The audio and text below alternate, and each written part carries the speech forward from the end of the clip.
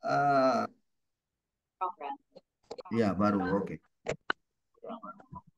Jadi untuk kita mengerti tentang perjanjian baru, sekali lagi harus kita mengerti apa yang disebut dengan hermeneutik. Sedikit banyaknya harus tahu yang namanya adalah tafsir secara apa? Teks tidak boleh keluar dari konteks ya. Teks tidak boleh keluar dari konteks. Dan konteksnya itu harus dilihat dari konteks jauh maupun konteks dekat. Jadi satu ayat teks misalnya kita lihat tidak boleh ditafsirkan menurut suka-suka kita. Nah, kalau kita belajar lagi apa yang disebut dengan exegese atau dengan eisegese, nah itu saya rasa udah belajar ya tentang itu. Bagaimana kita harus melakukan penafsiran dengan eksposisi, yaitu melakukan sebuah eksegese, menggali keluar, bukan eisegese. Nah, saudara-saudaraku, kita perlu sekali lagi memahami perjanjian baru dari konteksnya. Nah, kita mau melihat konteks jauh yang itu artinya bagaimana kita memahami konteks jauh pada ayat itu dituliskan. Jadi budaya pada waktu itu, kapan itu dituliskan, mengapa itu ditulis, pada siapa itu dituliskan, untuk tujuan apa. Dan itu semua harus menjadi sebuah catatan kita sebelum menafsirkan. Juga yang kedua, konteks dekat. Konteks dekat itu adalah kita paling tidak harus melihat ayat sebelumnya bagaimana pemaparannya dan sesudahnya. Supaya kita tidak menjadi salah di dalam menafsirkan ayat itu. Nah, itulah yang harus kita perhatikan dengan baik dalam kita mencoba mengerti perjanjian baru. Nah, perjanjian baru sekali lagi tidak boleh kita mengerti menurut konteksnya kita juga sendirian. Artinya dalam konteks itu saja.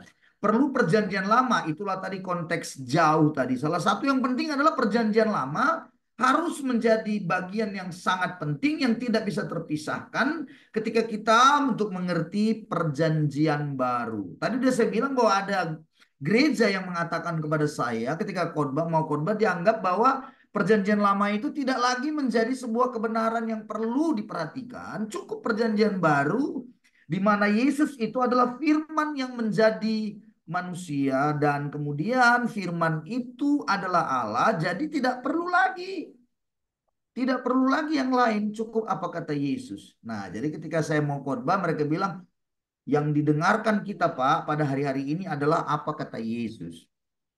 Karena mereka cara berpikirnya seperti itu, maka kemudian saya pun mulai menyampaikan firman tentang bagaimana kematian Yesus, kebangkitan Kristus. Dan Yesus berkata dalam satu ayat di dalam Injil Sinoptik berkata bahwa tanda diminta oleh orang-orang ini, mereka karena minta tanda kepada Yesus. Yesus bilang, aku tidak kasih tanda lain selain tanda Nabi Yunus.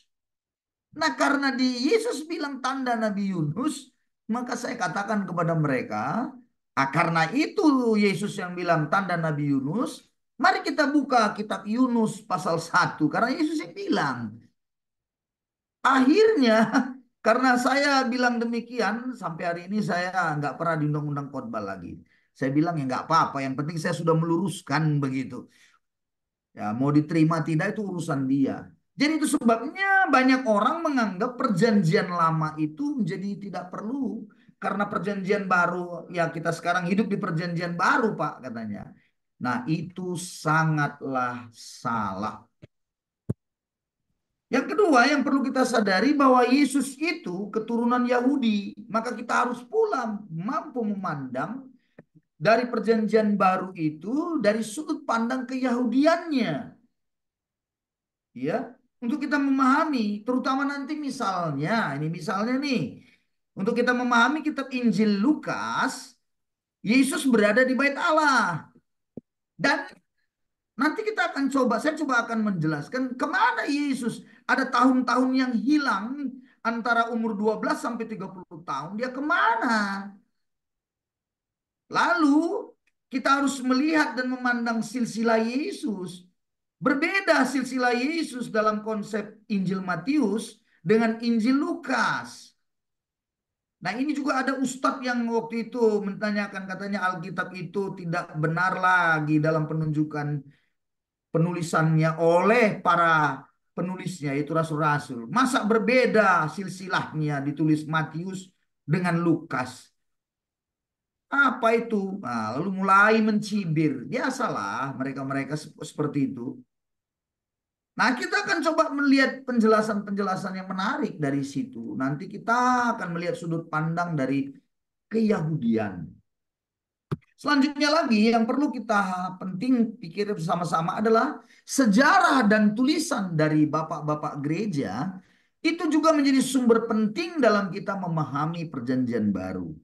Karena apa? Karena jauh sekali ini, ribuan tahun yang lalu kondisinya, maka kita perlu memahami konsep perjanjian baru itu ada tulisan, ada sejarah-sejarah yang memang dituliskan sampai bukan hanya Bapak Gereja, tulisan dari orang-orang non yang namanya non Kristen itu pun penting untuk kita jadikan sumber penting dalam memahami perjanjian baru. Sebagai contoh, kan sekarang ini ada banyak orang yang mengungkapkan bahwa Yesus itu tidak mati, tapi digantikan oleh seseorang.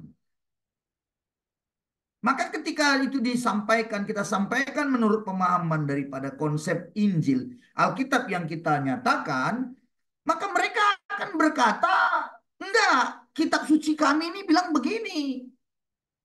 Ini kitab suci kami yang paling benar. Nah, bayangin saudara-saudaraku, kalau itu terjadi, bisa dibayangin,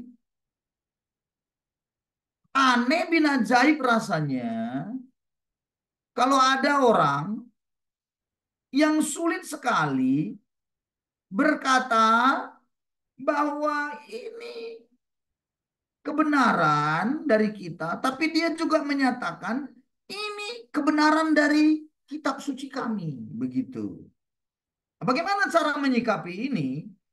Maka saya berkata, mungkin kita akan bisa menyatakan begini saja. Kau tutup kitab sucimu, ku tutup kitab suciku. Sama-sama kita tutup. Nah, sekarang kita lihat tulisan-tulisan sejarawan orang yang bukan Kristen yang apa dituliskannya tentang perihal kematian Yesus. Maka dari situ kita bisa memahami betapa luar biasanya perjanjian baru secara khusus tadi tentang kematian Yesus. Itu benar-benar dituliskan begitu banyak sang penulis-penulis. Sejarawan Romawi, sejarawan Yahudi, yang paling terkenal itu adalah sejarawan Yahudi yang hidup pada abad pertama. Itu bernama Flavius Josephus. Nah, dia menuliskan dengan begitu jelas bahwa Yesus itulah yang mati di salib. Ada banyak, ada Lucius dari Samosata, ada macam-macam, ada sejarawan Romawi. Kalau nanti ada waktu kita akan bisa melihat catatan-catatan itu. Itu juga menjadi sumber penting bagi kita untuk memahami. Selanjutnya, Injil itu akan diberitakan menggunakan bahasa lokal dan internasional agar sampai kepada bangsa-bangsa. Nah, inilah nanti yang jadi persoalan lagi ketika tidak menyadari bahwa Injil itu diberitakan dalam bahasa lokal. Sehingga akhirnya ada orang yang berkata selalu bahwa ini yang paling benar bahasanya. Apa? Sebutan kepada Allah itu Yeshua Mesya. Yeshua Mesya itu yang paling benar. Yesus tidak usah dipakai lagi. Ya inilah yang namanya orang yang tidak tahu dan tidak mengerti bahwa ketika kisah para rasul ada di sana turun Roh Kudus, Alkitab mencatat bahwa bangsa-bangsa lain dari berbagai-bagai bahasa datang. Sehingga mereka bingung kenapa murid-murid rasul-rasul itu bisa dalam bahasa mereka. Jadi ini kadang-kadang menjadi polemik begitu. Yesus itu bukan nama yang aslinya itu, Pak. Ya, Yesus itu memang bukan nama yang asli dari Ibraninya atau bahasa Aramaiknya, tapi Yesus itu diambil dari bahasa uh, Yeosus katanya. Yeosus. Yesus. Masuk bahasa Inggris Jesus. Masuk bahasa Indonesia Yesus. Masuk bahasa Nias Yesus, hilang S-nya. Tapi sebenarnya menunjukkan pada pribadi yang sama, yaitu adalah Mesias yang dijanjikan itu yang lahir, Yesus Al-Masih, Yesus Al-Masih itu. Nah, saudara-saudara, untuk itu nanti ada teologi perjanjian lama yang mungkin bisa banyak kita apa ya, ya dosen yang lain lah mungkin ya bisa membagikannya. Tapi mari kita mengerti bersama-sama perihal ini karena untuk mengerti perjanjian baru jangan sampai Anda berpikir bahwa apa yang di ayat di situ lalu Anda tafsirkan dengan cara Anda sendiri dan memahaminya menurut pikiran Anda sendiri. Semuanya tulis yang diilhamkan Allah kepada para penulis masing-masing kitab itu tidak boleh ditafsirkan menurut pandangan sendiri.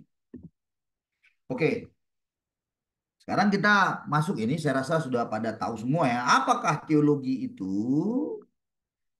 Teologi berasal dari bahasa Yunani yang namanya theos dan logos.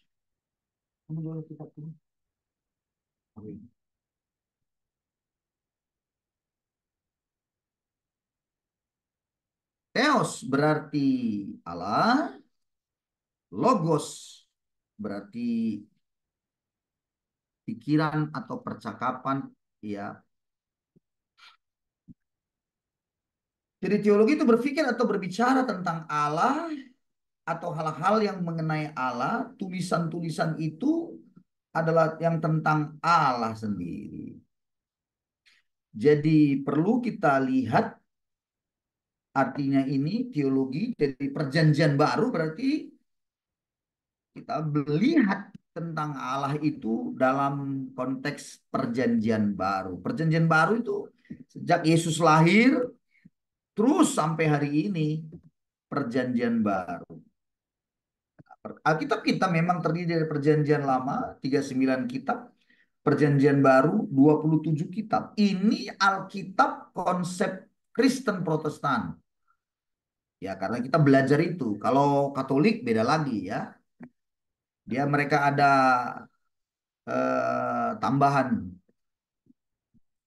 Oke, kitab-kitab yang tergabung dalam kitab perjanjian lama, kitab-kitab yang ditulis antara tahun 1500 sebelum Masehi sampai 400 sebelum Masehi.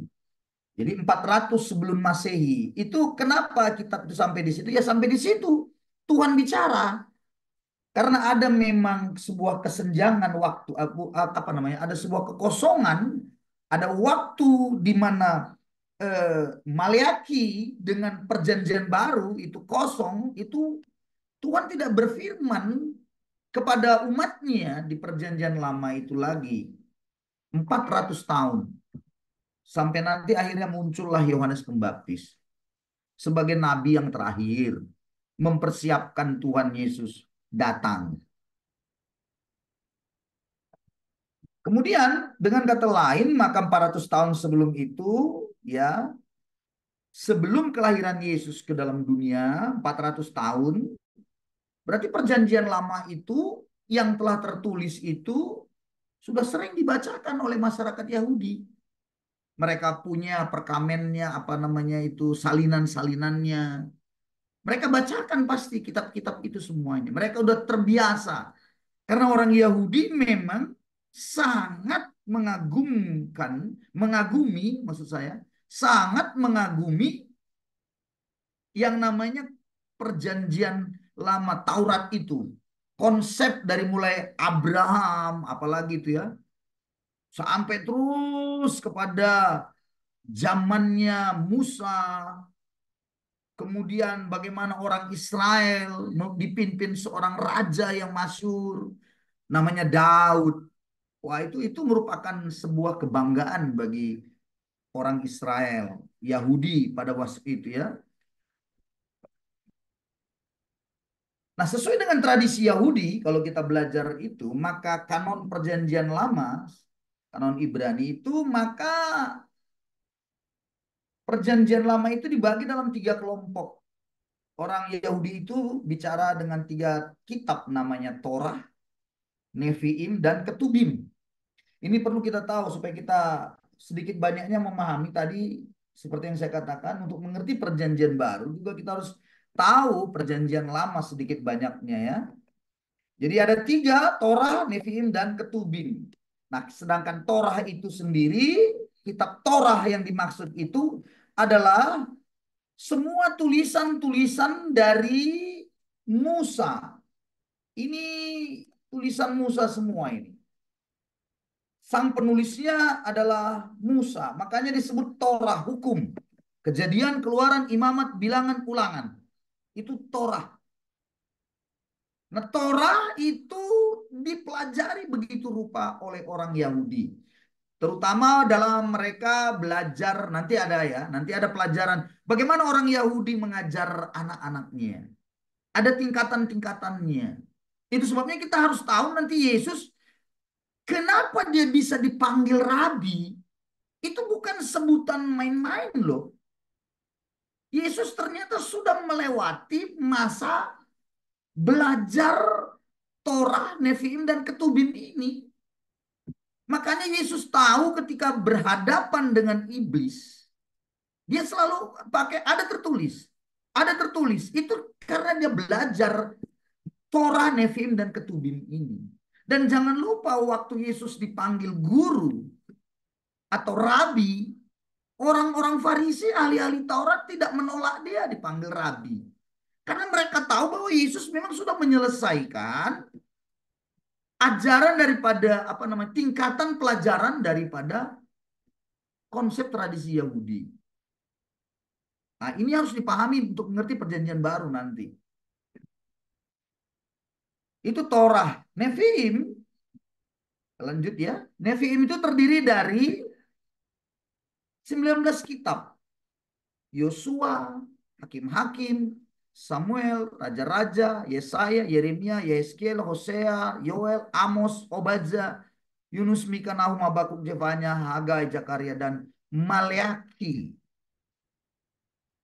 Jadi konsep keyahudian mengerti Nevi'im itu juga penting. Jadi tentunya waktu penulisan-penulisan kitab ini dicocokkan dalam masa hidup sang penulisnya masing-masing. Itulah Nevi'im. Oke. Nah, sekarang yang terakhir adalah Ketubim. Kitab Ketubim itu apa saja? Ketubim itu 12 kitab. Mazmur, Amsal, Ayub, Kidung Agung, Rut, Ratapan, Pengkhotbah, Ester, Daniel, Ezra, Nehemia, Tawarikh. Tawarikh ini 1 Tawarikh, 2 Tawarikh ya, itu termasuk di dalamnya. Jadi ibu bapak, Ketubim sekali lagi itu pun dipelajari oleh orang Yahudi karena itu perjanjian lama. Jadi ini hanya bacaan mengajarkan kebenaran, ada cerita ataupun kiasan. Itu disebut Ketubim. Ada kiasan sama seperti apa ya? Kidung Agung, wah, mengajarkan kebenaran melalui cerita, ada kiasan-kiasan. Nah, itu biasanya di tertera dalam kitab-kitab itu. Ratapan lagi kalau bab pengkhotbah itu selalu ada sebuah pernyataan-pernyataan yang mengungkapkan kita pentingnya untuk belajar tentang kebenaran. Dari situ, saudara-saudara. Oke, jadi kitab Torah, Nevi'im, dan Ketubim ini telah diakui oleh masyarakat Yahudi sebagai firman Allah. Bahkan Yesus sendiri dalam Lukas 24 ayat 27. Ah, mari kita lihat dulu ayat itu. Satu orang bisakah baca dan cari Lukas 24 ayat 27 dan 34 dan 44. Silakan satu orang bisa membaca.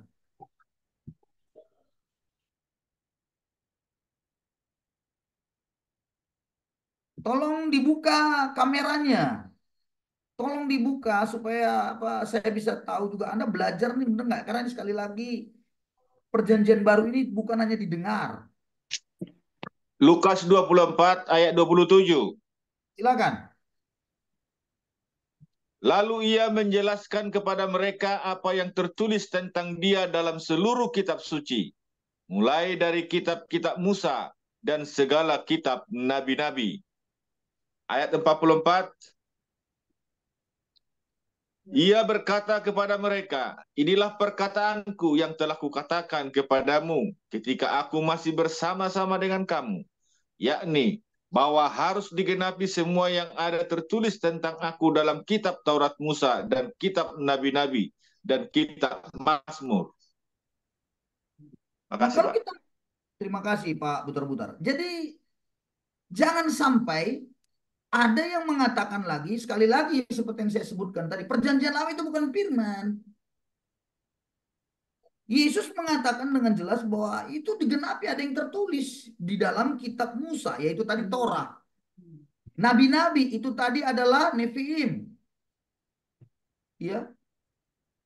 Dan ketubim jadi ada di situ. Makanya kita harus sadari bahwa umat perjanjian baru tidak boleh melepaskan konsep yang ada dalam perjanjian lama untuk menafsirkan perjanjian baru.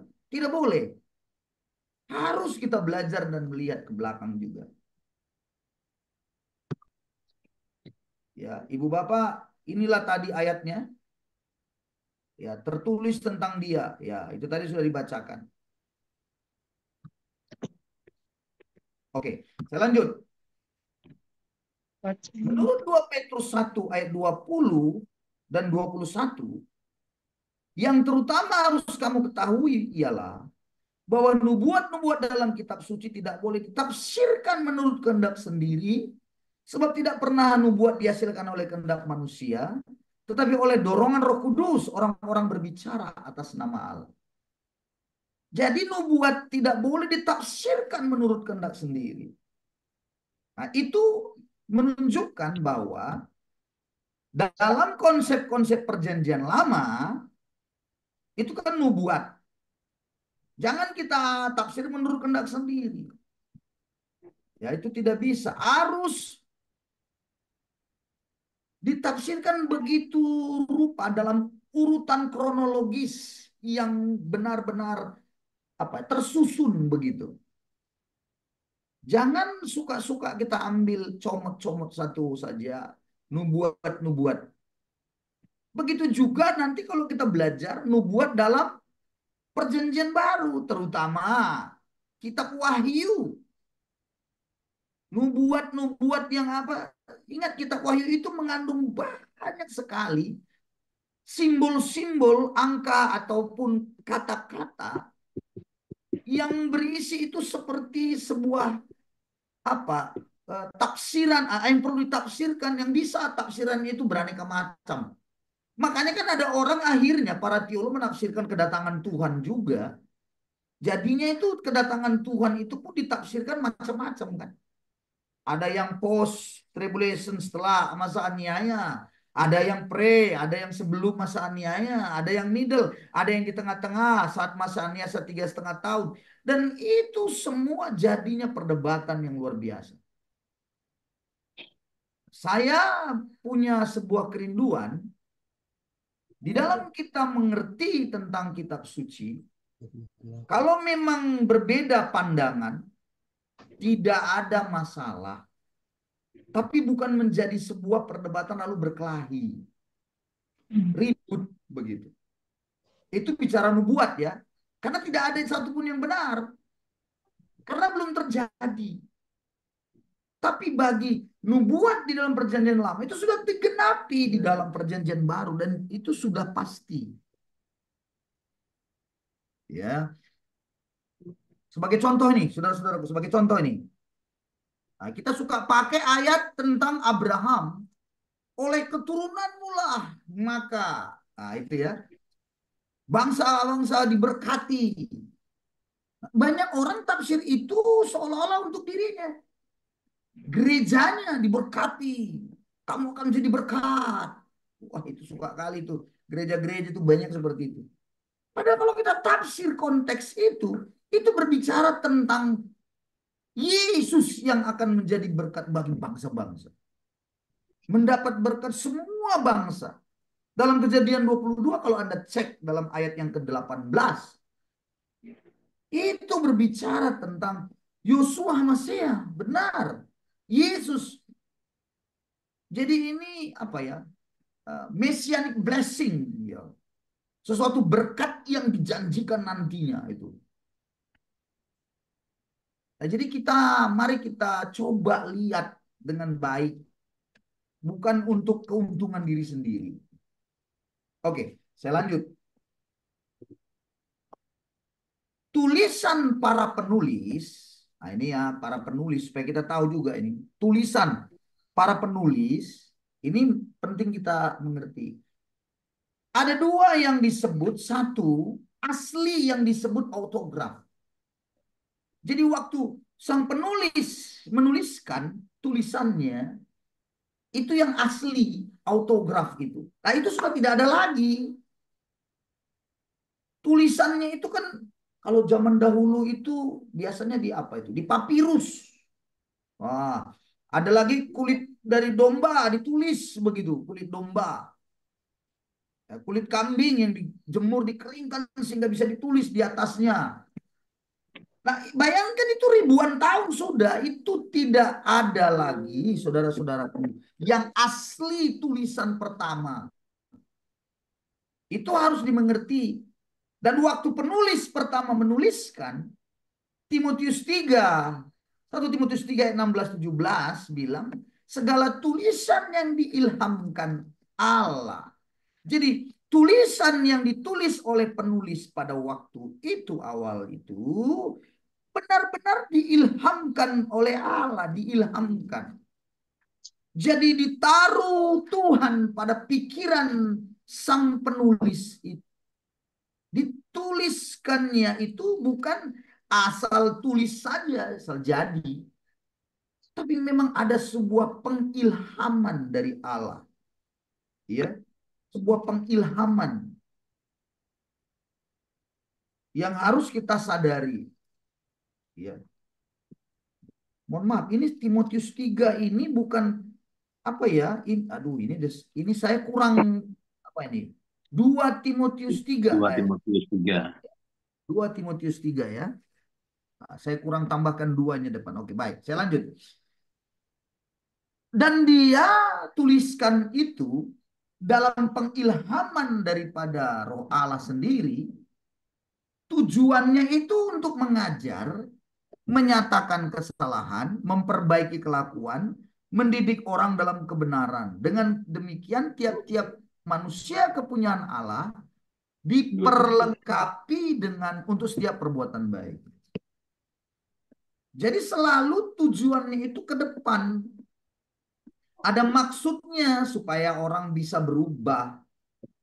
Supaya orang bisa mengalami sebuah perubahan hidup. Nah, banyak orang nanti akan ada bertanya, bagaimana penulis itu menuliskan begitu ya? Kok pandai-pandaian aja ditulisnya tuh, berarti bisa saja salah. Nah ini dia nih, paling suka pasti ada yang bilang gitu tuh. Berarti bisa 2 salah dong Timotius ini 3. tulisannya. Jadi sebenarnya bukan apa namanya, bukan bisa salah. Diilhamkan oleh Allah, yang asli itu tidak bisa salah. 2 Timotius 3. Tetapi ada yang tulisan kedua yang disebut salinan. Jadi yang disalin dia namanya manuskrip. Nah, ini harus disadari oleh kita, manuskrip disalin oleh seseorang. Ketika disalin, disitulah yang seringkali ada titik koma yang suka salah. Di sini yang harus dimengerti. Jadi bukan salah Tuhan, tidak. Alkitab, kitab suci yang waktu diberikan Tuhan diilhamkan tidak akan salah. Makanya yang pertama, yang asli, yang pertama sekali, yang betul-betul apa, itu tidak akan salah, yakin saya. Dan kita harus percayakan ketika itu disampaikan kepada orang yang pertama sekali itu. Asli yang pertama. Tapi kan sekali lagi ya namanya kulit domba, kulit kambing atau papirus atau di mana waktu itu dituliskan dulu kan itu kan tahan paling berapa lama gitu ya. Paling setahun 2 tahun lah itu ya. Maka sebelum lapet dan hancur tulisan itu disalin oleh orang-orang lain lagi.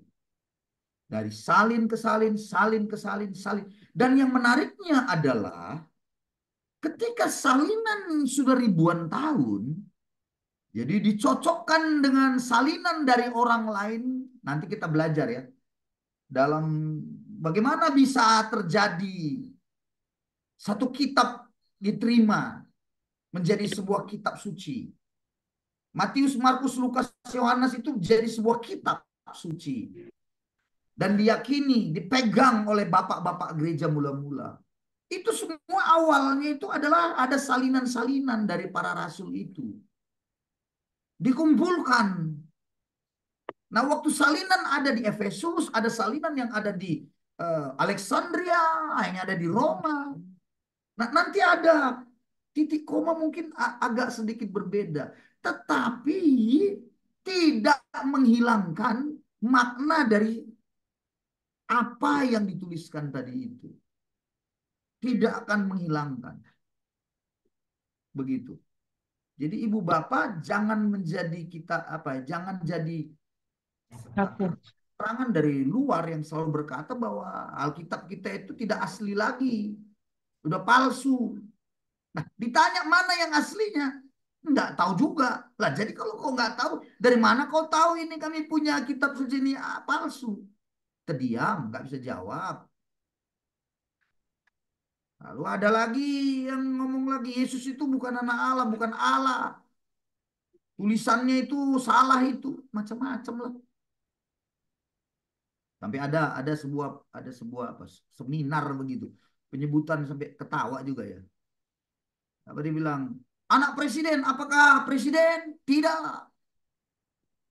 Nah, itu. Anak camat, apakah camat? Tidak. Anak gubernur, apakah gubernur? Tidak. Berarti anak Allah, apakah Allah? Tidak. Tabir. Wah, itu kan ngomongnya. Begitu dijawab. Anak monyet, apakah monyet?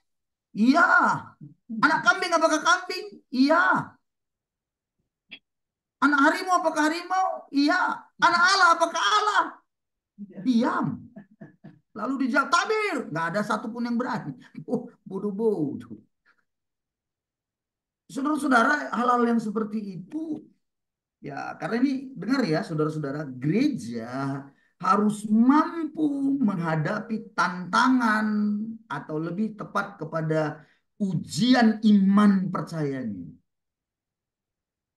Jadi harus dia bisa pertanggungjawabkan imannya, begitu. Ini sekarang gereja kan enggak, asiknya cuma nyanyi-nyanyi, joget-joget aja. Coba kita mulai berpikir tentang bagaimana kita bisa mempertahankan iman. Oke, saudara-saudaraku, penting sekali. Oke.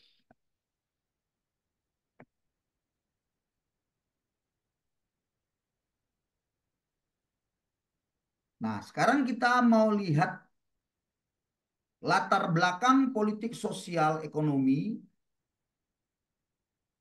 dari dunia perjanjian baru. Nah, ini ada di apa ya? Di catatan diktat. Diktat yang ada dikirimkan, saya rasa di grup ada itu diktat gitu. Dari STT HAMI. Dari STT-nya kita. Jadi itu ada dibagikan. Saya ambil kurang lebih beberapa hal-hal.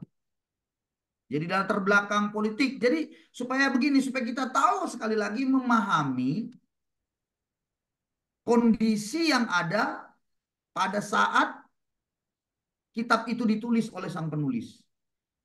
Apa yang terjadi saat itu?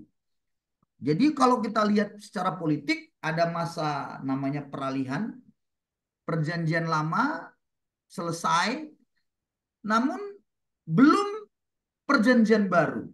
Belum. Artinya Kristus belum datang, Kristus belum lahir, begitu ya. Nah, kita mau lihat politik saat itu bahwa ada 3 bangsa yang berperan dalam masa persiapan perjanjian baru. Yang pertama bangsa Yahudi, Ibrani, kelangsungan sejarah keselamatan. Yang kedua bangsa Yunani, ini melalui Alexander Agung, ya, Alexander the Great katanya bahasa yang sering digunakan, menyatukan dunia dalam satu bahasa. Makanya disebut bahasa Yunani. Itu sebabnya perjanjian baru, surat-surat ataupun kitab-kitab yang dituliskan itu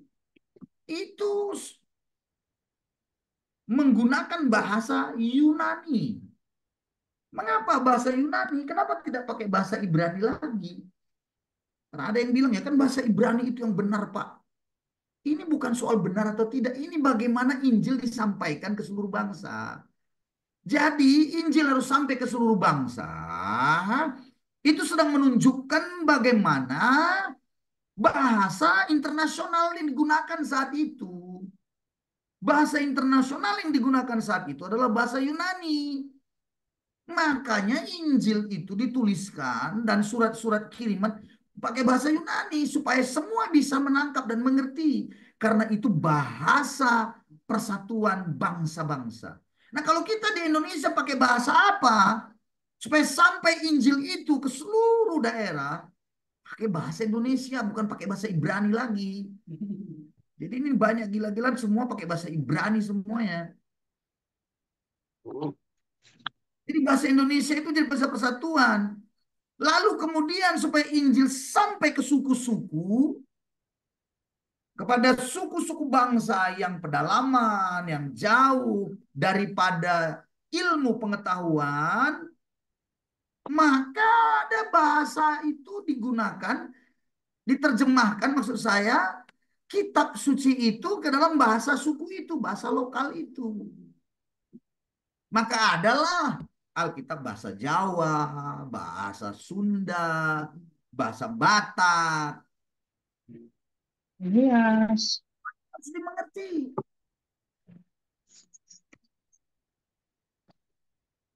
Sekarang peran bangsa yang satu lagi adalah Romawi. Jadi 3 bangsa ini betul-betul menjadi sebuah bangsa yang berperan penting dalam nantinya Injil itu akan sampai.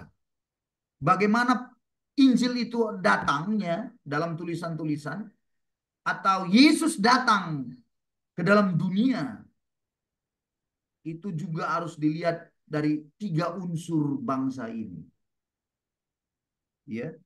Jadi waktu Yesus lahir, kemudian saat Yesus sudah dewasa dan kemudian dia bisa dengan tenang menuju ke berbagai kota, itu karena bangsa Romawi sebagai penguasa yang membuat suasana waktu itu relatif damai, aman begitu. Sehingga Yesus kemana-mana tidak pernah digangguin. Dan tidak ada yang berani melakukan kejahatan itu tanpa pengetahuan atau diketahui oleh bangsa Romawi sebenarnya. Karena bangsa Romawi yang menguasai. Itu sebabnya orang-orang Yahudi, menurut konsep Yahudi memang kalau orang yang sudah menghujat Allah, itu Yesus dibilang kan menghujat Allah, itu wajib hukumnya dilontari dengan batu, dihukum mati. Tapi orang Yahudi tidak berani melakukannya. Kenapa? Ada hukum sipil yang waktu itu memang dilakukan oleh bangsa Romawi. Sehingga harus putuslah hukuman itu dijatuhkan melalui bangsa Romawi, bukan melalui bangsa Yahudi. Itu sebabnya Pontius Pilatus memberikan jatuhkan hukuman mati, surat hukuman mati begitu. Nah, itu pun harus kita pelajari dengan baik. Itulah latar belakang politik. Jadi masa pemerintahan Romawi, terutama ini ya, Palestina, ya ini hanya perkiraan tahun 63 sebelum Masehi. Lalu perjanjian baru diawali dari masa pemerintahan Raja Herodes 37 sebelum Masehi sampai 4 Masehi.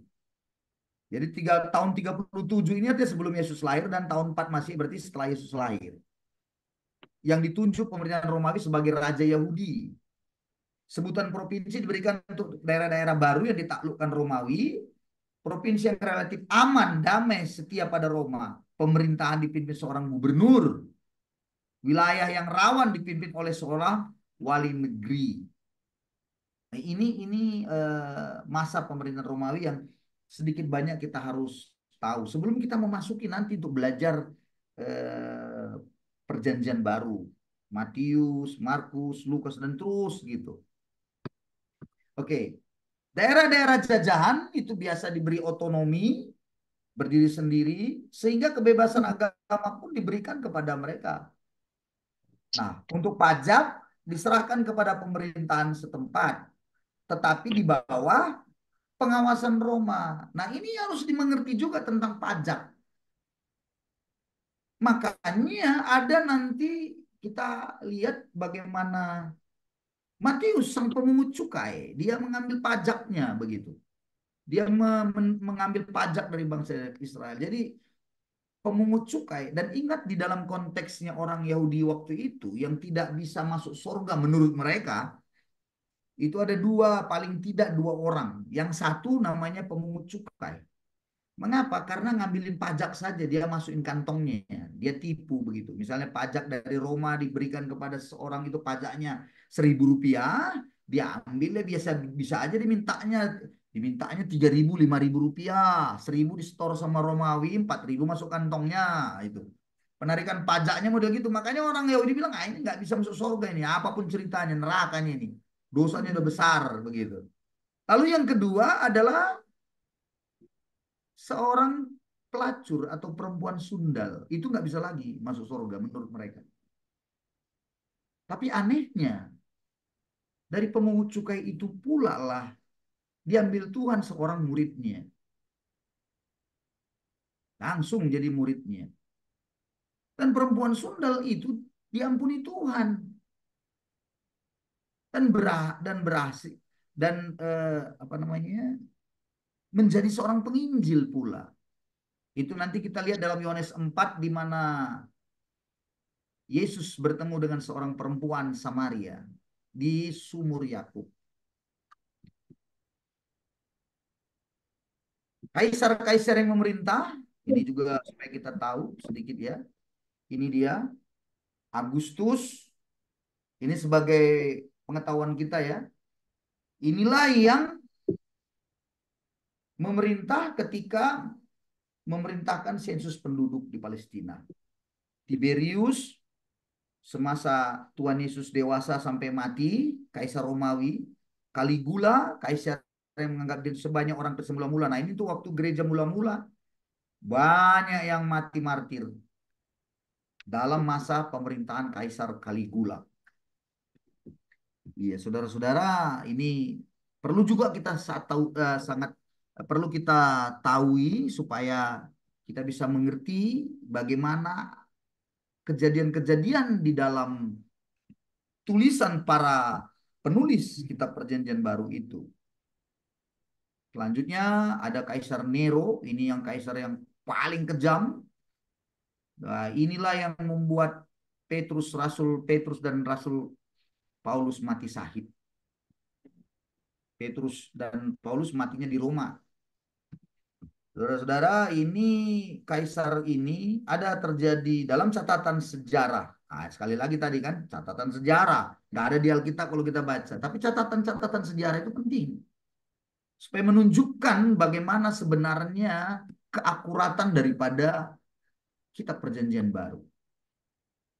Ya, bagaimana Roma terjadi sebuah kebakaran besar dan kemudian dituduhlah itu karena orang Kristen lah, pengikut Kristus lah yang melakukannya, padahal bukan. Padahal dialah dalangnya begitu. Sehingga akhirnya orang-orang Kristen banyak yang mati dibunuh. Nah, ini Vespasian, pemerintahan kota dihancurkan termasuk bangunannya Bait Allah. Jenderal yang saat itu terkenal Jenderal Titus yang menghancurkan bait Allah. Domitianus melakukan sangat kejam terhadap pemerintahan, memerintah pada masa tua Rasul Yohanes. Nah, dalam semuanya para rasul, hanya Rasul Yohanes lah yang matinya itu dalam usia lanjut, dalam usia tua. Bukan berarti Rasul Yohanes tidak mendapat aniaya. Dia dapat juga sebenarnya. Ditaruh di penggorengan begitu, di kuali yang sangat besar. Ini catatan sejarah gereja. Dibuatlah kuali besar, dikasih minyak di situ. Dibuat di situ api besar di bawah supaya dia digoreng hidup-hidup begitu. Tapi atas penentuan Tuhan, kedaulatan Tuhan, dia tidak mati. Sehingga Rasul Yohanes pun dibuang ke Pulau Patmos, dan di sanalah dia menghasilkan tulisan yang diilhamkan oleh Allah sendiri kepadanya. Itulah kitab Wahyu. Latar belakang sosial. Di kalangan masyarakat Yahudi, alim ulama, ada kelompok ningrat. Nah, ini sosial itu ada yang masyarakat Yahudi, alim ulama, orang kaya, ada juga para minoritas petani, peternak, nelayan. Ya, ini minoritas. Dan salah satu yang paling dianggap minoritas itu adalah nelayan. Jadi orang-orang dalam status sosial, strata sosial, nelayan itu dianggap orang-orang pinggiran. Orang-orang yang ya tidak ada arti. Tapi sekali lagi, Yesus mengangkat murid-muridnya sebagian besar daripada nelayan. Petrus, Andreas itu nelayan itu semua. Masyarakat non-Yahudi, ini dia ya, juga dibagi kelas-kelasnya. Ya, ada pembagian kelas pada waktu itu. Oke, ekonomi. Ekonomi berarti ada pertanian yang baik pada waktu itu. Industri belum ada, belum berkembang, tetapi sudah ada hasil-hasil keramik pada saat itu.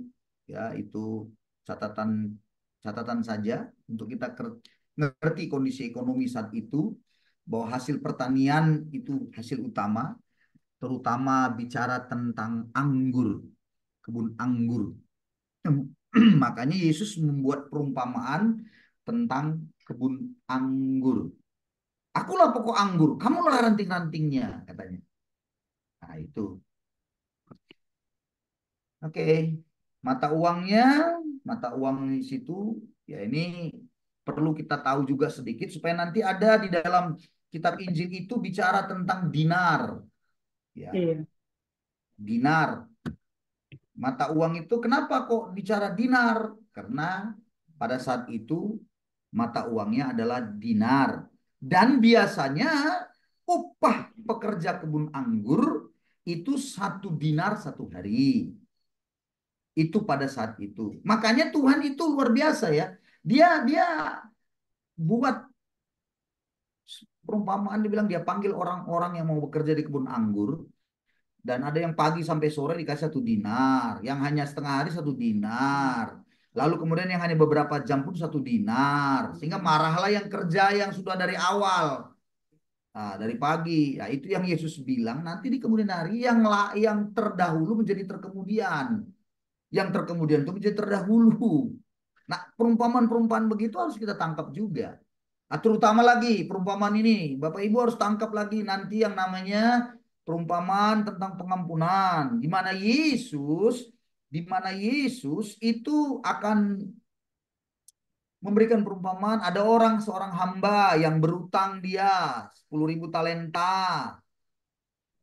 Lalu hamba ini berutang pada raja 10.000 talenta, dan akhirnya raja mau menjebloskan dia, tapi dia minta-minta ampun, mohon pengampunan apa, dan disebutkan ada kalimat, saya akan lunas, saya akan. Sebenarnya bisa nggak dilunasinya itu 10.000 talenta? Tidak bisa. Kenapa? Karena 1 talenta itu sama dengan 6.000 dinar. Nah, itu ayatnya nggak ada di situ dibilang 6.000 dinar, tetapi kamus bahasa kamus Alkitab kita di belakang, kalau kita punya kitab manual, kitab Alkitab manual, tulisannya itu di belakang ada 1 talenta 6.000 dinar. Berarti 10.000 talenta, berarti 10.000 kali 6.000 dinar. Sama dengan 60 juta dinar. Dalam konsep upah kebun anggur, 1 hari kerja 1 dinar. Berarti orang ini 60 juta dinar, sama dengan artinya dia harus kerja 60 juta hari. Jadi nggak bisa terampuni lagi itu sebenarnya. Tapi hamba itu mohon-mohon, akhirnya raja itu menghapuskan dosanya itu. Menghapuskanlah utang-utangnya. Ingat ya, dosa itu termasuk utang, saudara-saudara. Makanya dalam doa Bapa kami dibilang di situ kan ada ampunilah kami, ya, akan dosa-dosa. Dosa itu debt. Debt itu artinya utang.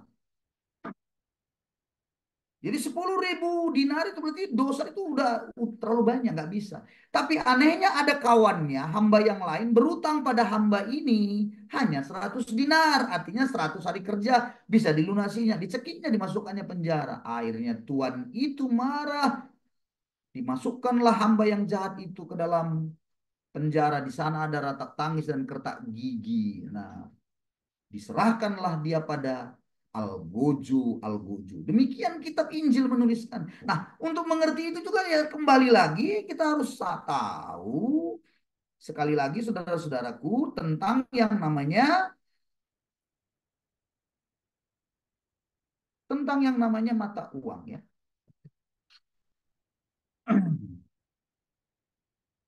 Oke, kita lanjut ya. Mata uang itu tentang itu harus perjalanan.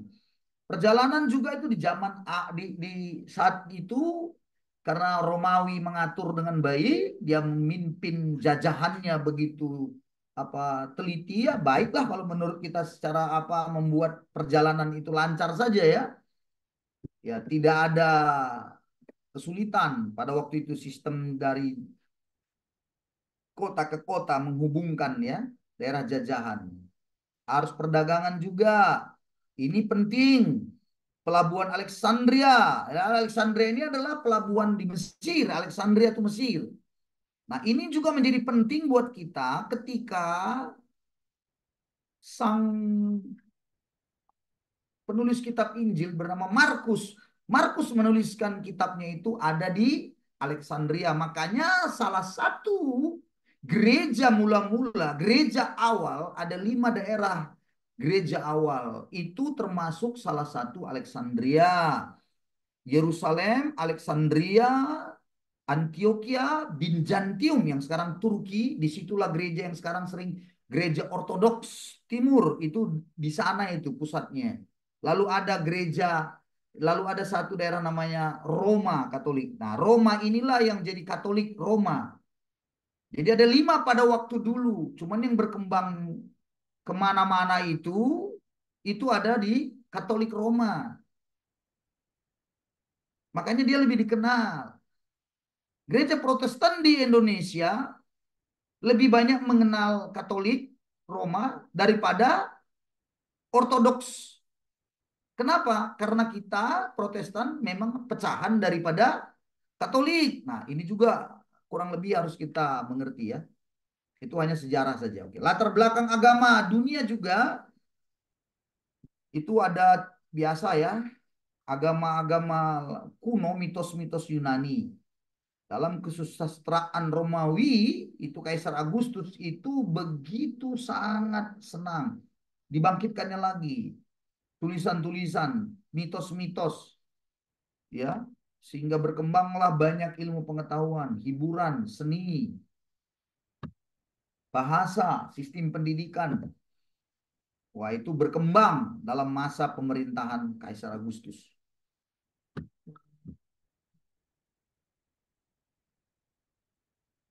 Agama primitif Romawi, muja dewa dewi. Ah, ini juga harus tahu kita bahwa pada saat itu misalnya waktu apa ya Paulus memberitakan Injil sampai ke Efesus, di mana ada namanya Dewi Artemis. Nah, itu pada saat-saat itu ya itu kondisinya ya, kondisi yang memang kita hadapi. Sorry, mereka hadapin ya. Ya harus menghadapi agama-agama itu. Pemujaan pada kaisar, pada alam gaib. Nah, inilah akhirnya menghasilkan banyak aliran-aliran filsafat dari ilmu-ilmu pengetahuan, pemujaan-pemujaan atau uh, sebuah agama-agama yang dikembangkan pada saat itu. Nah, aliran-aliran filsafat di situ ada Platonisme, Gnostisisme, nah ini terutama Stoikisme itu di dalam Kisah Rasul itu ada di situ dibilang penganut Stoikis. Ya itu nanti ada kita lihat ya dalam kalau kita belajar lihat Kisah para Rasul. Yudaisme, nah ini tak bisa dipungkiri ya. Bangsa Yahudi agama Yudaisme tak bisa dipungkiri ini sudah begitu kental sekali di zaman Perjanjian Baru. Ya, pusat ibadahnya Yerusalem, tempat ibadahnya namanya sinagoge, pemimpin sinagognya itu namanya kepala rumah ibadat, bentuk ibadahnya diikuti oleh gereja abad pertama. Bentuk ibadahnya itu apa itu bentuk ibadahnya itu? Itu nyanyian yang apa ya? Misalnya dalam kitab Ulangan dibilang kan dengarlah hai Israel bahwa Tuhan Allahmu itu Esa. Nah, itu misalnya seperti itu. Itu dinyanyiin tuh. Dinyanyiin Shema Israel, Adonai Elohenu, Adonai Ehad. Itu dinyanyiin tuh. Shema Israel. Itu dinyanyiin tuh. Itu konsepnya Yudaisme begitu. Dan itu kita bilang namanya kalau bahasa konteks sekarang apa namanya itu? Penyembahan. Ah, itu dia. Bermazmur penyembahan. Begitu ya. Oke. Aliran-alirannya juga kita harus tahu dalam Yudaisme itu. Satu, ah ini perlu. Karena catatan di Perjanjian Baru itu nanti ada ini. Kaum Farisi. Ada di dalam mereka itu, ini ahli tafsir Perjanjian Lama, ini adalah orang kaum Farisi. Lalu mereka itu menjunjung tinggi adat istiadat. Ya, memang keahliannya ya ahli Taurat lah dibilang ya. Kelompok ini banyak sekali berselisih paham dengan Yesus. Ya, mereka seringkali dikritisi oleh Yesus sendiri. Kaum Saduki berasal dari Bani Zadok, Imam Zadok.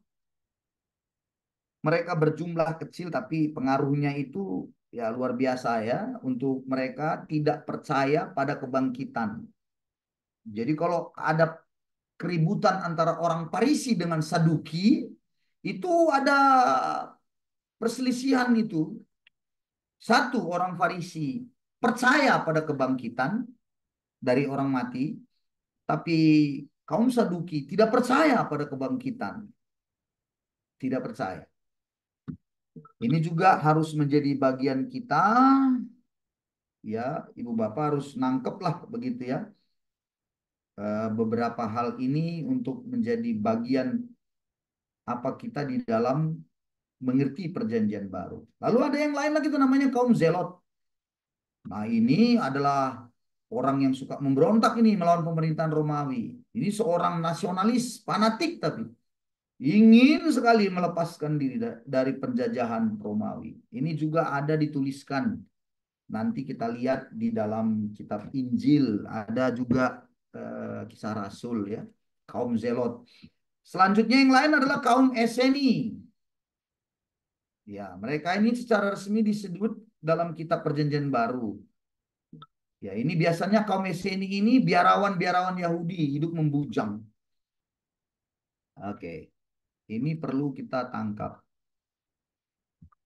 Kaum Helenis, keturunan Yahudi tapi mengadopsi kebudayaan bahasa Yunani. Tidak lagi mengikuti tradisi adat istiadat Yahudi, kecuali hal iman agama mereka. Jadi nanti maksudnya begini Ibu Bapak, pada waktu nanti kita membaca, maka membaca perjanjian baru itu kita sudah tahu misalnya kaum Helenis, kaum Zelot, kaum ini, sehingga kita tidak lagi susah gitu. Oh, artinya ini kaum Zelot itu begini, ya kan? Jadi kita tidak lagi bingung. Kaum Zelot tuh begini. Nah, kita ini belajar betul-betul untuk lebih memahami ketika ada pernyataan atau tulisan seperti itu. Oke, saya rasa oke baik selanjutnya yang terakhir ya supaya kita selesai. Nanti kemudian kita lanjut ya. Jadi ini hari-hari raya. Oh, ini juga penting nih. Jadi kita harus tahu hari-hari raya agama Yahudi harus tahu kita juga. Makanya nanti ada yang disebut Paskah, Hari Raya Roti Tak Beragi, ya kan? Hari Raya Pondok Daun, Pentakosta, itu semuanya. Waktu datang turunnya Roh Kudus pada Pentakosta itu semua berdasar dari konsep Perjanjian Lama yang namanya Hari Raya orang Yahudi. Nah, ini pun kita harus belajar sedikit banyaknya kita harus tahu dari situ. Sekali lagi Ibu Bapak, saya kasih tahu, jangan kita berpikir hanya perjanjian baru saja. Ketika kita ingin memahami teks-teks perjanjian baru, kita pikir hanya perjanjian baru saja. Tidak juga. Kita harus memahami juga, melihat dalam teks atau konteks dari perjanjian lama.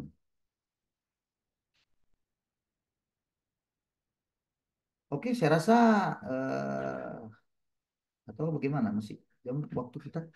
Oke, saya rasa itu dulu lah. Ya, kita bisa apa namanya coba untuk belajar lebih lagi nanti. Itu masih pengantar awal ya Ibu Bapak, belum masuk kita nanti kepada intinya. Nanti kita akan belajar banyak tentang kitab-kitab Injil, keunikan-keunikan dari kitab-kitab Injil. Apa yang disebut Injil sinoptik? Apa itu sinoptik? Ya, apa itu yang disebut dengan konsep yang silsilah di dalam konteksnya itu Matius dan Lukas berbeda. Lalu Matius itu kan murid Tuhan Yesus langsung dari 12 rasul. Markus tidak. Lukas pun tidak. Yohanes iya. Lah kenapa Markus dan Lukas itu bisa menulis kitab Injil dan diterima oleh bapak-bapak gereja di awal dulu, para rasul. Padahal dia kan bukan murid Kristus 12 rasul. Nah itu pun kita harus tahu. Supaya kita tidak gamang gitu. Nah, dalam sistem yang nanti kita belajar apa yang disebut dengan kanonisasi. Kanonisasi.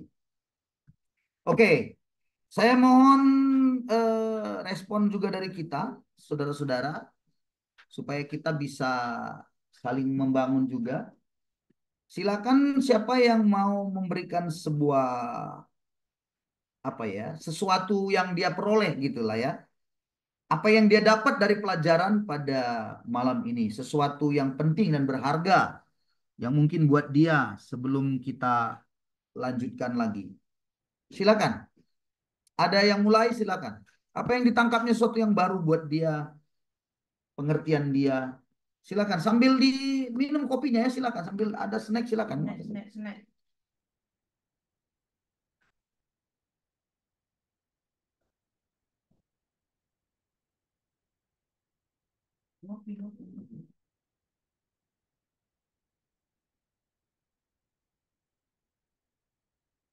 Dimakan rotinya, dimakan silakan. Yang sudah tersedia di depan.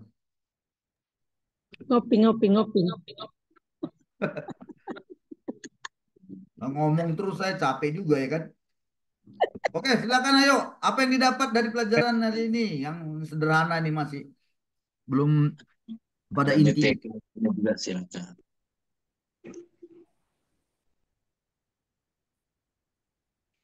Ya silakan, silakan.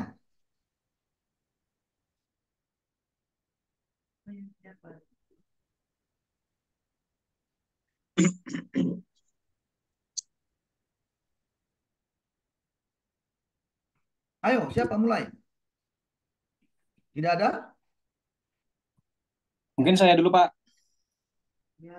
Pak Borno. Iya, Pak. Silakan Pak Tadi Borno. Bapak ada sampaikan tentang kalau Alkitab kita itu kan ada kertas yang kosong itu dari antara kitab Maleakhi menuju ke kitab Matius ya Pak.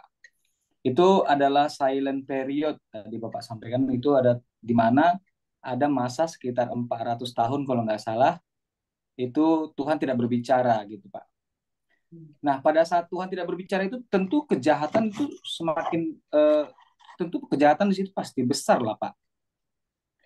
Nah, karena kenapa? Sedangkan kita sekarang aja udah ada firman aja banyak orang jahat, apalagi waktu pada saat itu Tuhan tidak berbicara sama sekali gitu. Nah, ketika masuk ke Matius Pak, pertanyaannya adalah kenapa Tuhan sampai kenapa Tuhan sampai tidak mau berbicara kepada manusia selama itu gitu loh Pak. Kan itu kita perlu tanya juga, kita kalau sebagai orang Kristen, kalau Tuhan tidak berbicara selama itu, kalau kita mungkin hidup di zaman itu, berarti hidup yang sia-sia dong hidup kita, karena kita udah nggak ada, kita nggak dengar suara Tuhan sama sekali gitu. Mungkin pertanyaan saya adalah bisa nggak Bapak menggambarkan gitu, atau mungkin ada Bapak tahu melalui buku-buku yang disampaikan oleh sejarah gereja di masa itu seperti apa kejadiannya dan apa yang membuat Tuhan tidak mau berbicara kepada manusia di waktu yang lama seperti itu. Iya, itu karena Tuhan tidak berbicara. Ini kan dalam konteks Yudaisme ya, Yahudi ya. Tuhan tuh sudah terlalu banyak bicara, tapi tidak bertobat-bertobat. Jadi artinya dalam tidak bertobatnya manusia itu dan dosanya memang yang semakin banyak. Pada akhirnya memang kita harus sadari skenario Tuhan yang sungguh indah. Dia tahu bahwa kita tidak bisa menyelesaikan dosa kita memang. Udah terlalu banyak. Udah nggak mampu lagi kita. Nah, nanti kita akan belajar di dalam konsepnya namanya hukum Taurat dalam Perjanjian Baru. Terutama dalam kitab Galatia bilang hukum Taurat itu penuntun sampai Kristus datang. Jadi Tuhan izinkan itu 400 tahun itu, wah pokoknya babak belurlah manusia ini dengan dosa-dosanya. Tapi sebenarnya itu sedang menunjukkan Tuhan sedang mengurung semuanya kita. Dalam ketidakberdayaan kita. Untuk apa?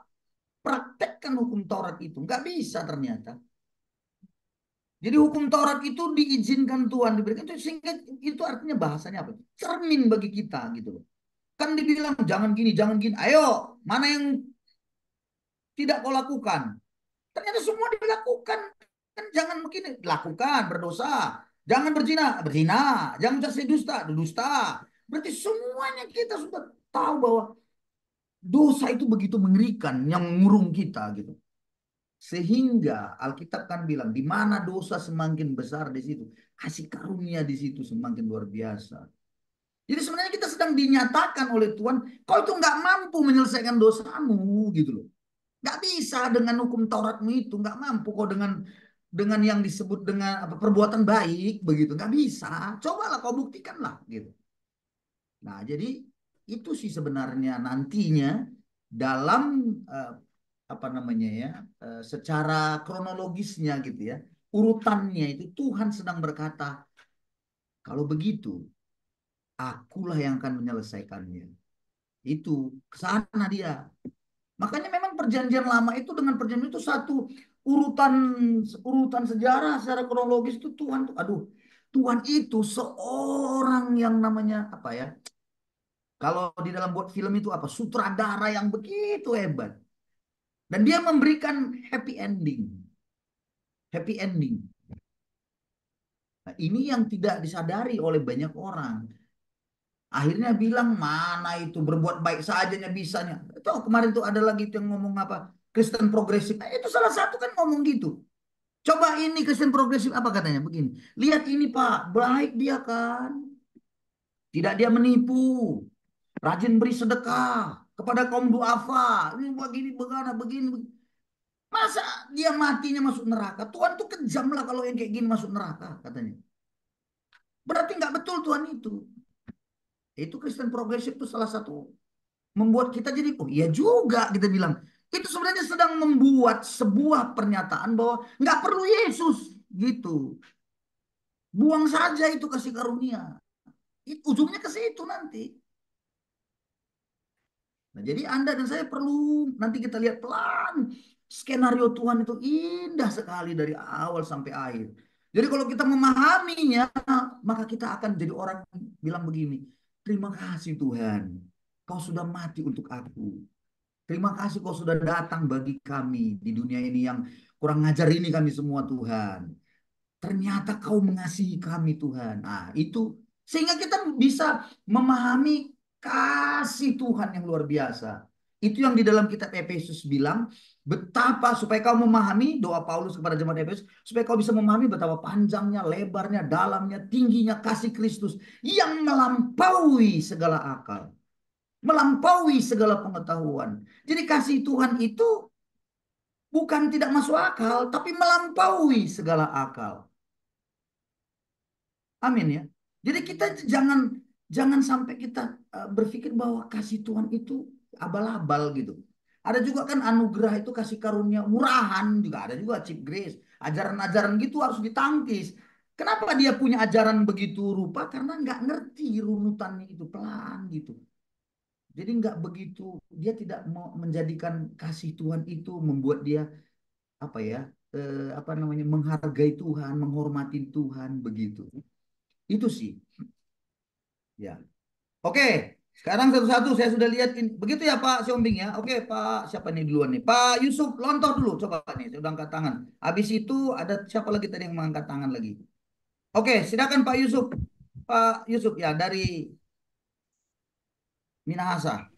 Ya Pak, makasih Pak. Saya itu mendengar hal yang sudah pernah dengar sih, tapi ini semakin jelas. Waktu yang dari usia 13 tahun sampai 30 tahun ternyata Tuhan Yesus itu kuliah, belajar kitab-kitab, dan pada waktu dia berbicara kepada murid-murid tentang kitab itu, dan memang dia sudah belajar semua dalam kurun waktu yang dari 13 sampai 30, kan tidak ada catatan tentang usia itu. Ternyata Tuhan kita itu belajar semua kitab-kitab itu. Si Tuhan. Itu saja, Pak. Ya, makasih Pak. Nanti kita pada apa ya di kitab Injil Matius kalau tidak salah. Nanti kita akan lihat ya, kita lihat tuh belajarnya apa atau Injil Lukas ya, lebih tepat Injil Lukas karena di Injil Lukas itu yang menuliskan keberadaan Yesus pada umur 12 tahun itu. Oke. Nanti kita belajar lagi Pak. Makasih. Pak Oh, Charlie Pak. Ya, saya Silakan. Pak sedikit nanya. Ya, sedikit nanya ya, Pak ya. Ayo Bapak. Tadi kan kita pelajari bahwa perjanjian baru tidak terlepas dari perjanjian lama. Nah, itu kan kita perjanjian baru dan perjanjian lama kita Protestan kita pakai. Sementara teman kita Katolik kan lebih dari perjanjian baru dan perjanjian lama kan begitu tadi kan, Pak. Ya. Nah, jadi yang mau saya tanyakan di Protestan kita hanya kan perjanjian jelas lama ya. dan perjanjian baru. Sementara di Katolik itu kan mereka ada satu lagi kitab saya juga baca itu namanya kalau nggak salah Deuterokanonika ya Pak ya. Ya, Deuterokanonika Pak, betul. Ya, Deuterokanonika. Nah, yang saya baca Deuterokanonika itu kan di kitab perjanjian lama mengenai di kitab Esther dan Daniel itu kan terputus Pak. Hmm. Nah, jadi putusannya ini sama sambungan dari kitab Esther dan Daniel itu kan ada di Deuterokanonika. Yang mau saya tanyakan, berarti kan itu Deuterokanonika termasuk juga untuk mendukung di dalam perjanjian baru. Yang mau saya tanya, kenapa Protestan nggak memakai Deuterokanonika gitu loh Pak? Padahal itu ada sambungannya di situ loh Pak. Menurut saya seperti itu sih Pak. Itu saja Pak, Pak. Pertanyaan. Terima kasih Pak. terima kasih Pak Charlie Purba. Sebuah pertanyaan yang ya itu menggelitik memang bagi banyak orang. Tapi saya mau katakan, di dalam konsep nanti kita akan belajar, kita akan sampai apa yang disebut dengan kanonisasi, Pak. Sistem kanon, apa itu kanon dalam konteksnya orang Kristen Protestan? Kenapa itu tidak diterima?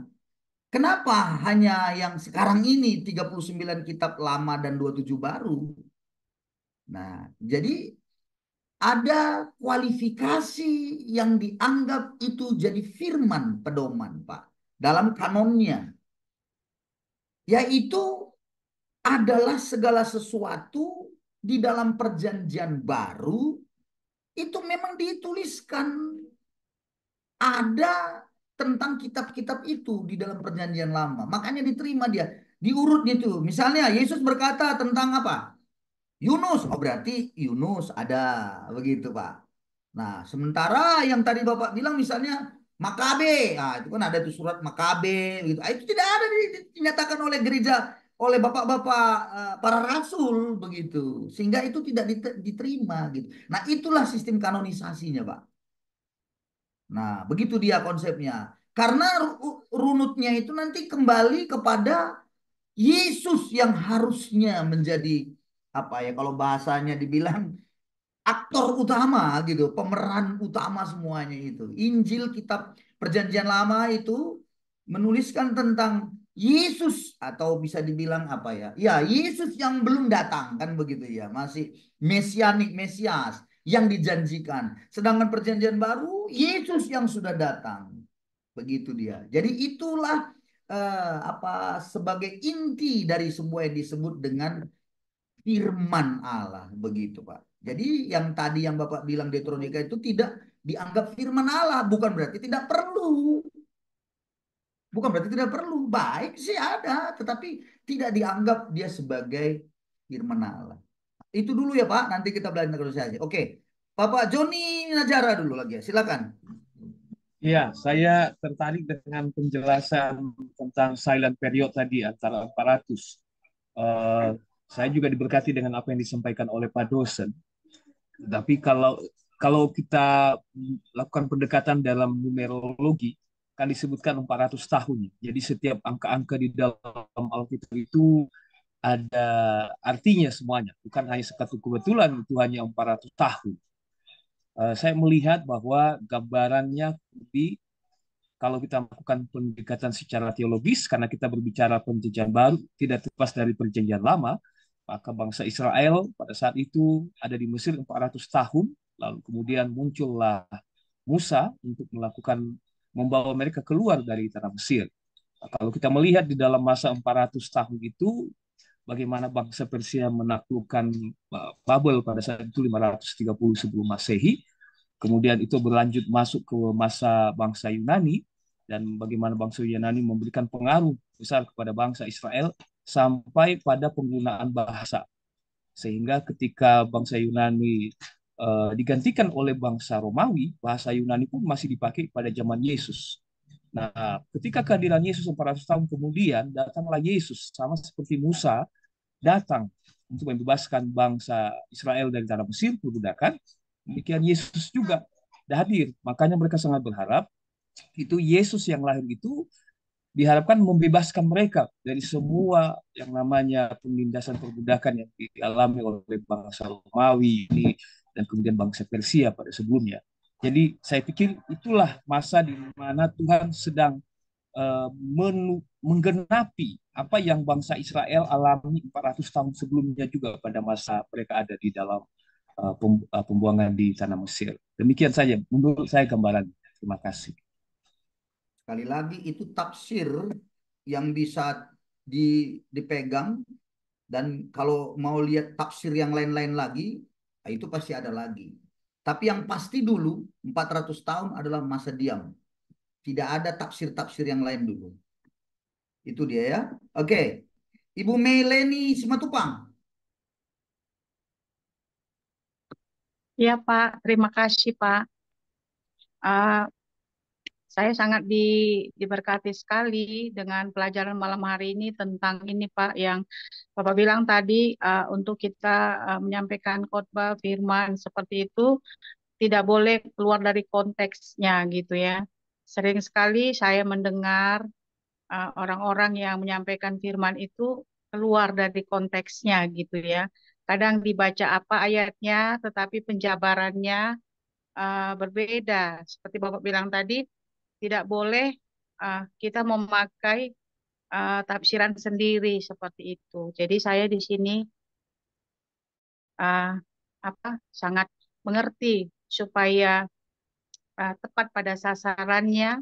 Ternyata kita juga harus banyak belajar tentang seperti Bapak bilang tadi, konteks jauh dan dekat. Jadi seperti sejarah-sejarah, seperti budaya kita harus pelajarin untuk kita boleh banyak uh, belajar untuk bisa menyampaikan firman yang sesuai seperti itu, Pak. Bukan karena uh, pemahaman kita sendiri, tetapi oleh karena apa namanya, sesuatu yang nyata lewat firman Tuhan. Jadi saya di sini uh, se- harus ternyata harus belajar seperti itu, belajar banyak hal tentang sejarah, tentang yang seperti Bapak bilang tadi, perjanjian baru itu ada kaitannya dengan perjanjian lama seperti itu. Jadi semakin dibukakan pemahaman saya untuk menyampaikan misalnya itu firman, untuk mendengarkan firman seperti itu, Pak. Terima kasih. Terima kasih Ibu Tupang, terima kasih semuanya. Ya, Tuhan berkati kita semua ya. Saya beri waktu satu lagi sebelum saya lanjut dan saya akan berikan tugas. Harus diselesaikan sekarang. Ada lagi satu lagi pertanyaan atau apa yang didapatnya pelajaran dari pelajaran ini, berkatnya apa? Silakan Ibu Bapak, apa yang dia peroleh? Silakan. Satu orang lagi. Tidak ada? Ada, Pak. Masih hidupnya semua? Masih, Pak. Masih ya. Ada. Oke. Ini menarik, Pak. Menarik. Satu, Pak. Menarik. Oh, Kenapa kelahiran Yesus itu dijadikan titik balik perhitungan sebelum dan sesudah Masehi? ya, Itu luar biasa itu. ya. Nah, kalau kita mau itu lain lagi cerita ya, itu bukan teologi lagi maksudnya, itu udah masuk ke kalender Gregorian, kalender yang itu di situ pelajarannya lagi jadinya. Nah, kita keep aja itu tentang itu, tapi memang betul apa yang dibilang Pak Joni betul bahwa itu menjadi menarik ya. Yesus menjadi sebuah acuan perjanjian lama dan perjanjian baru. Bagi kita orang orang Kristen ya, umat Tuhan ya, jangan lupa bahwa Yudaisme atau Yahudi sendiri punya bulan-bulannya sendiri, ada bulan-bulannya sendiri, tidak tidak bisa sama dengan kita. Cuman kenapa akhirnya menjadi sama semuanya di perhitungan itu? Itulah kekaisaran Romawi tadi. Di dalam hal itu nanti ada kalender-kalendernya. Oke, saya rasa saya lanjut dulu ya. Masih ada bagaimana? Saya lanjut dulu ini supaya bisa apa nanti habis itu tugas harus diselesaikan sekarang. Saya lanjut dulu ini supaya kita tangkap tentang gereja mula-mula.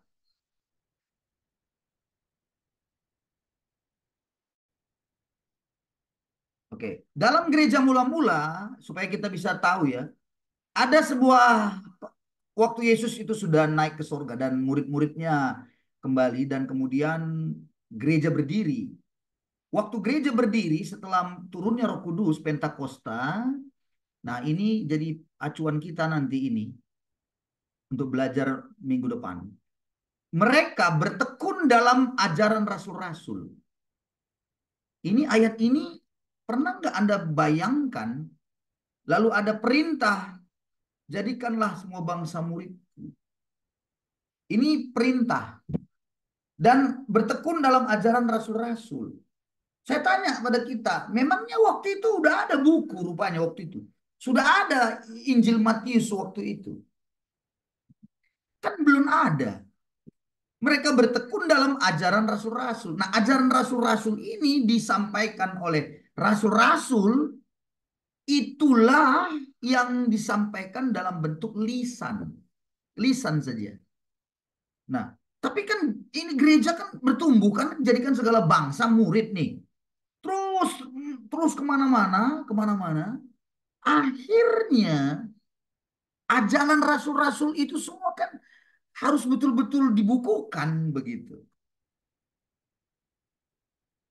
Jadi waktu itu dengan Injil diberitakan ke seluruh bangsa, maka wilayah gereja itu di awal kekristenan itu ada Alexandria di Mesir, itu Markus yang ke situ menjadi penginjil dan mati di sana. Yerusalem itu dipimpin oleh Yakobus, ya, saudaranya Tuhan Yesus. Lalu Antioquia Church, ini gereja yang dirintis oleh Paulus sendiri. Kemudian Konstantinopel Church atau wilayah gereja Konstantin, Bizantium ini di daerah Turki. Dan yang terakhir itu Roma. Jadi ada 5 wilayah. Jadi ibu bapak, waktu Paulus, Petrus ini kan akan mati di semua ini. Artinya saksi-saksi mata daripada gereja mula-mula itu, saksi mata tentang kelahiran, tentang kematian Yesus, kebangkitan Yesus, kenaikan Yesus ke surga. Saksi-saksi mata itu kan satu persatu kan pada mati begitu ya. Wajarlah karena faktor usia atau juga waktu faktor aniaya, dibunuh. Maka bagaimana ajaran rasul-rasul itu akan dikembangkan ke seluruh dunia, dalam arti konteksnya tadi itu kan pergilah ke segala bangsa. Baptislah mereka ini dalam nama Bapa Roh Kudus. Lalu ada kalimat ajarlah mereka. Apa yang mau diajar? Melakukan segala sesuatu. Mana bahannya? Kira-kira gitu. Karena kan dilanjutkan tongkat estafet kepada orang-orang selanjutnya. Kan begitu dia.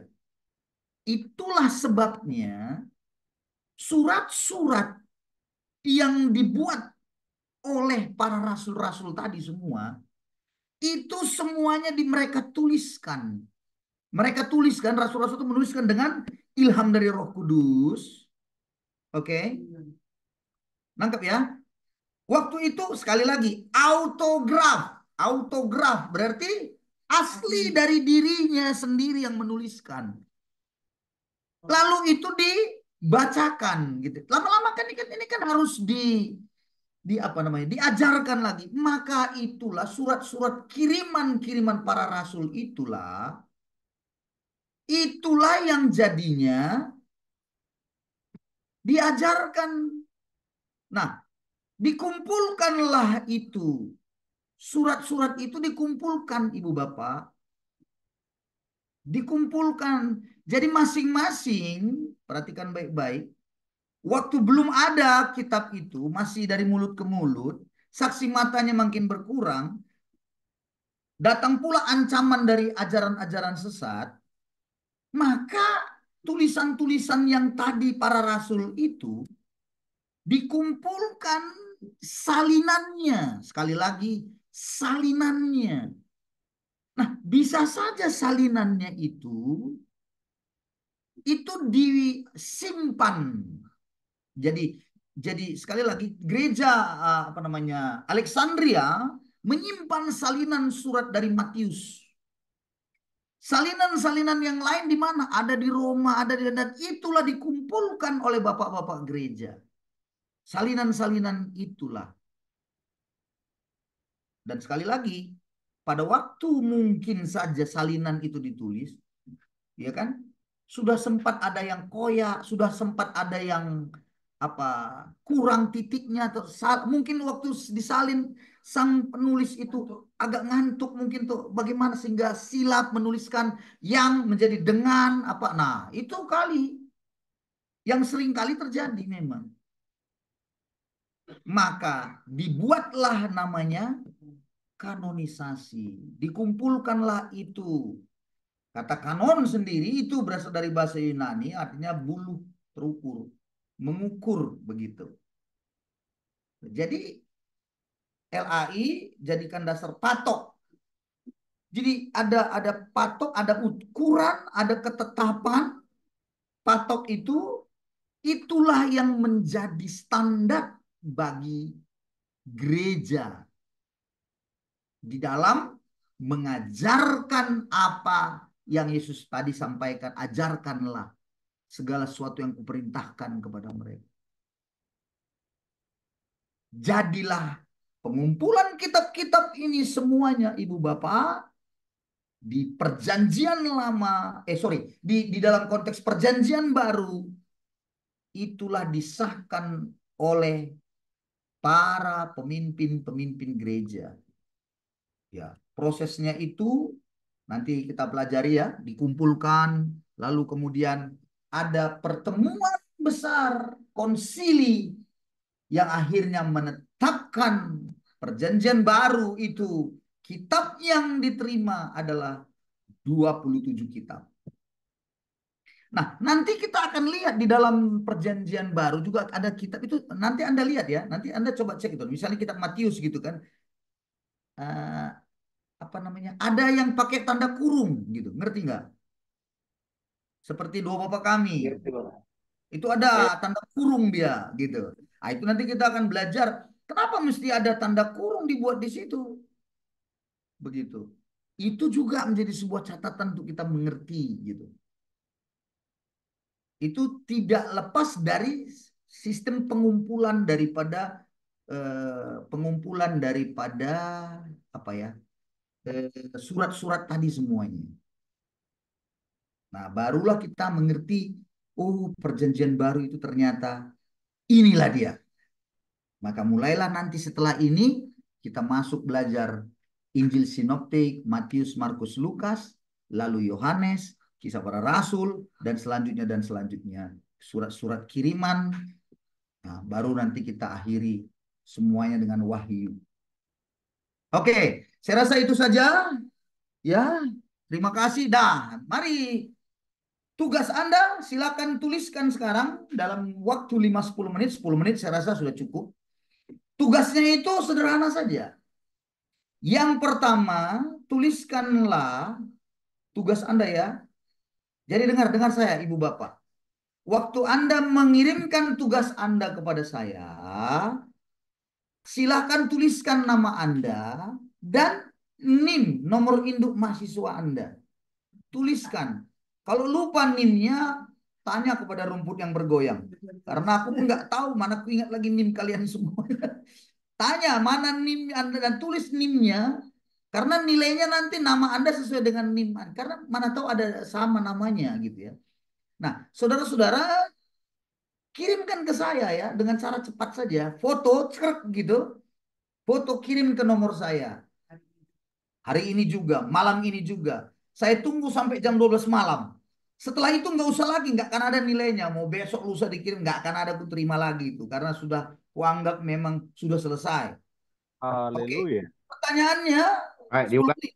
diulangi pertanyaannya, Pak. Ya, ini pertanyaannya Putus-putus sederhana tadi. saja.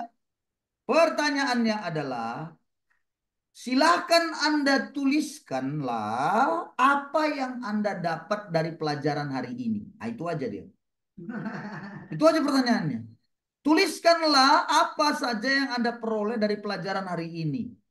Tuliskan tanggalnya hari ini, pelajaran pertama. Tuliskan hari ini tanggalnya, nama, NIM Anda. Tuliskan apa yang Anda dapat, apa yang Anda tangkap. Begitu. 1, 2, 3. Ya, semakin banyak Anda peroleh, ya berarti saya semakin mengerti bahwa Anda sudah makin luar biasa mengerti menangkap. Udah, saya tunggu ya 10 menit, 15 menit sampai jam 12 malam. Nah, ini kita tutup 15 menit lagi. Kita tutup 20 menit lagi boleh. Tetapi sekali lagi Anda punya tugas kirim ke saya sampai saya tunggu jam 12 malam. Waktu Indonesia bagian Barat. Oh Yesus Tuhan. Ya. Haleluya. Haleluya. Silakan dituliskan baik-baik. Pakai tulisan tangan. Baik-baik nulisnya supaya saya bisa baca. Silakan ya. Saya tunggu ya Ibu Bapak.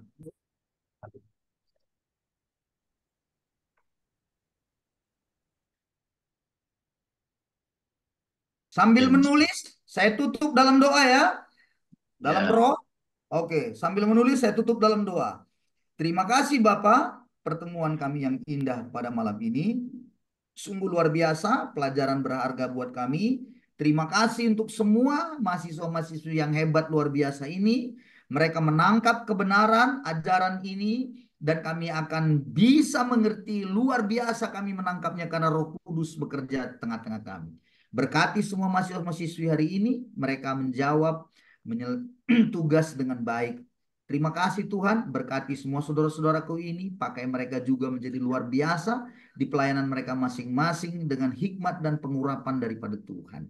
Di dalam nama Yesus kami akhiri pertemuan kami. Minggu depan kami akan bertemu kembali. Di dalam nama Yesus, haleluya. Amin, amin. Ayo silakan dilanjutkan. Sekalian nulis begitu, tolong dipoto Bang Sam. Bapak, Bang saya Sam. tanya Baik dulu. Bapak Ibu, saya Bapak, foto untuk Bapak slide saya tanya dulu pertama. Bapak. 1, 2, 3. Sebentar, dipoto dulu Pak Saya foto Sultan, Pak, untuk ya. slide Nanti ya. pertama ya Bapak Ibu. Yang Difoto ada dulu, baru saya ada jawab Bu pertanyaan. Nofri yang belum buka kamera, boleh tolong buka. Ya, oh Bapak Nofri. 1, 2, 3. Oke, untuk slide kedua. Oke, bagi teman-teman yang belum buka kamera, boleh tolong dibuka untuk slide kedua. Bagi Bapak Ibu yang belum buka kamera, boleh tolong dibuka untuk slide kedua. Ya, saya foto ya untuk slide kedua. 1, 2, 3. Oke, sudah Pak. Sudah saya foto ya Pak. Ya, makasih Bang Sam. Tadi ada siapa? Bapak apa tadi? Pak Soblim yang mau bertanya. Saya Silakan, Bapak. Pak. Ya, Saya. silakan Pak. Silakan Pak. Bapak nanti setelah tulis ini kita kirim di grup atau ke Bapak? Oh, masing-masing mengirim ke pribadi saya. Ke saya Bapak, jangan di grup. Ya Bapak, saya nomor belum ada. Nomor HP. Oh, nomor HP saya belum ada kah? Oh, baik, baik.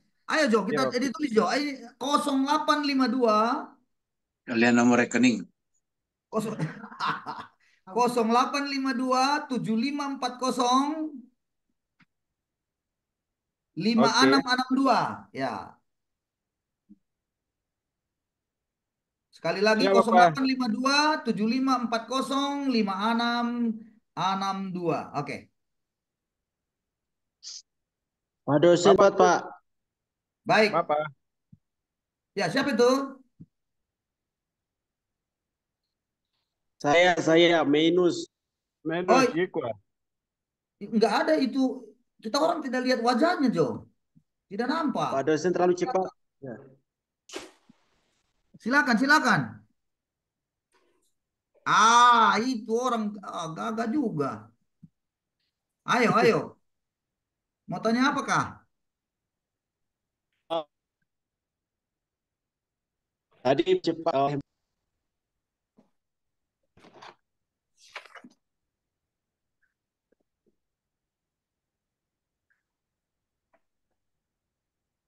Nomor emo Pak dosen belum ada sama saya.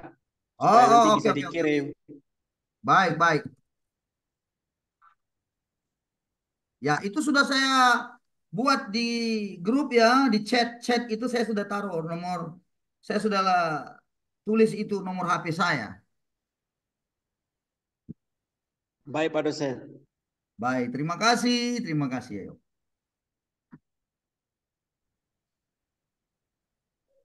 Silakan kalau mau keluar sudah selesai, boleh segera keluar ya. Terima kasih untuk kita Bapak semua. kirim langsung diketik di WA saja bisa tuh Bapak. Bapak. Ya Bapak. Bisa, boleh. Kalau mau dipakai WA ketik boleh. Tapi yang penting nama, NIM-nya ya harus ada ya. Siap, Komandan. Ya, mari. Boleh. Panjangnya nanti. Tuhan Yesus memberkati. Berkati, salam, berkati sampai ketemu lagi. Terima kasih Pak dosen, Tuhan Yesus memberkati. Terima kasih Pak dosen, Yesus berkati. Izin Terima kasih semuanya.